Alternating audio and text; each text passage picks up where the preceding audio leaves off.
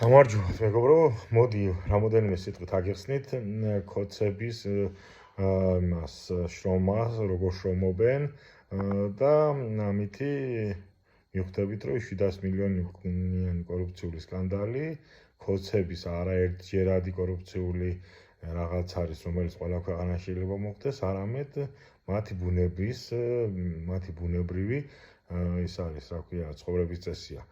მოკლედ 2000 როდესაც კობიაშვილი სანამ ფეხბურთის ფედერაციის პრეზიდენტი გახდებოდა 2014 წელს თავს იკრავდა ჩვენ ფეხბურთიო საშინელ მდგომარეობაშიაო და სასწრაფოდ არის გამოსაცვლელი ყველაფერიო ფედერაციის პრეზიდენტიო კორუმპირებლები არიან და ასე შემდგომო და უნდა შევცვალოთო რა მოკლედ მოვიდა ეს კობიაშვილი პრეზიდენტი გახდა მაშინ ჩვენი საფეხბურთო ჩემპიონატი ევროპაში დაახლოებით 32-33 ადგილზე იყო და უსწრებდით მაკედონიას, ყაზახეთს, აზერბაიჯანს, სომხეთს, ფინეთს, ესტონეთს, ლიტვას, ლატვიას და რავი ესეთ სან-მარინოებს და იმგენზე ლუქსემბურგებზე არ არის საუბარი. ეხლა ვართ 51 და ჩვენ უსწრებთ მხოლოდ სან-მარინოს და გიბრალტარს და სან-მარინოს, გიბრალტარს და ჩრდილო ირლანდიას.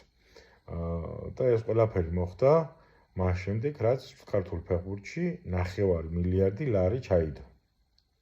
აი ეს არის კოცის მიერ გაკეთებული. ან კორუფციაა ჩემო ძვირფასებო, ან იტყუებოდით, რაც ხდებოდა მანამდე და ფაქტია, რომ დღეს ახლა კობიაშვილი გამოდის და ხელს იბამს, მე რა შუაში ვარ, კაცო, ფეხბურთელებსო და კლუბებსო ფულს ვაძლევო და მეო რა შუაში ვარო, ახლა ჩემპიონატის დონეზეო. მაშინ კოცებო იმ 2014 წლამდე რა იყო ყველაფერზე პასუხისმგებელი.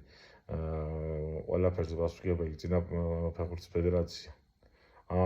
მაშინ მოსვლა გინდოდათ ხო ფეხბურთის ფედერაციის და ხელისუფლებაში და მითო იტყუებოდ თო ყველაფერს სხვაზე აკიდება გინდოდათ ხო?